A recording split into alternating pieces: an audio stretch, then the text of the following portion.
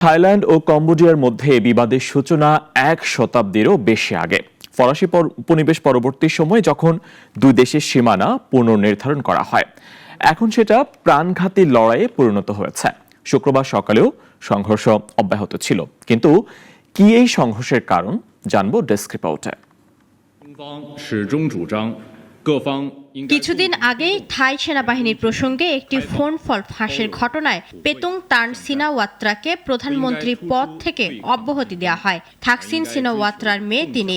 সাবেক থাই নেতার সমর্থনে একটি দুর্বল সরকার দেশটিতে এখন ক্ষমতায়। কম্বোডিয়ার সাবেক প্রভাবশালী নেতা হুন সেনের ছেলে হুন মানেত দেশটির প্রধানমন্ত্রী। সে এখন নিজস্ব কর্তৃত্ব অর্জন করতে পারেননি।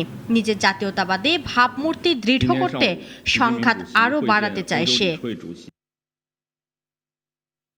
থাকসিন বিশ্বাস করতেন তার ও হুন সেনের পরিবারের মধ্যে ঘনিষ্ঠ ব্যক্তিগত সম্পর্ক রয়েছে, কিন্তু হুন সেন ছেলের রাজনৈতিক ক্যারিয়ার বাঁচাতে থাকসিনের মেয়ের ব্যক্তিগত একটি কথোপকথন ফাঁস করেছেন বলে ধারণা তার। তাই থাকসিন মনে করেন তিনি প্রতারিত হয়েছেন।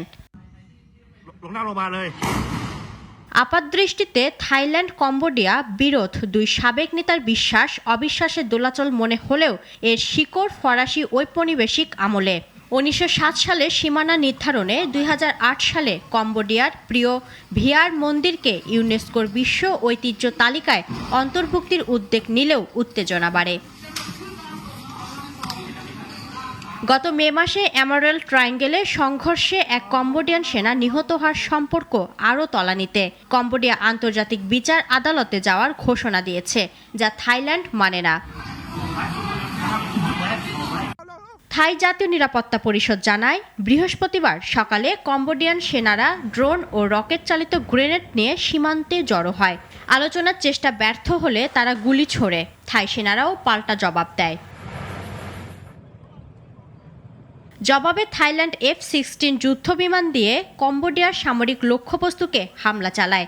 এই সংঘর্ষে সিসাকেত প্রদেশে একটি পেট্রোল স্টেশনে রকেট হামলায় 6 জন নিহত হন। ইতিমধ্যে থাইল্যান্ডের দীর্ঘদিনের মিত্র যুক্তরাষ্ট্র সংঘর্ষ বন্ধের আহ্বান জানিয়েছে। জরুরি বৈঠক হয়েছে নিরাপত্তা পরিষদে। থাই ভারপ্রাপ্ত প্রধানমন্ত্রী ফুমথাম ওয়াচায়াচাই বলেছেন, সংঘর্ষ বন্ধ না হলে আলোচনা সম্ভব নয়। কম্বোডিয়ার প্রধানমন্ত্রী হুন মানেত শান্তিপূর্ণ সমাধান চাইলেও সামরিক আগ্রাসনের জবাব দেওয়ার কথা বলেছেন। দুই দেশের জাতীয়তাবাদী উত্তেজনা ও দুর্বল নেতৃত্ব পরিস্থিতি জটিল করছে। এদিকে সংঘর্ষ ছড়িয়ে পড়ায় সীমান্তবর্তী থাই গ্রামগুলো থেকে শিশু, বয়স্করা সহ অনেক মানুষ বালির বস্তা ও টায়ারে ঘেরা কংক্রিটের বাংকারে আশ্রয় নিয়েছেন। ইফফাত আরা মিথিলা, নাগরিক।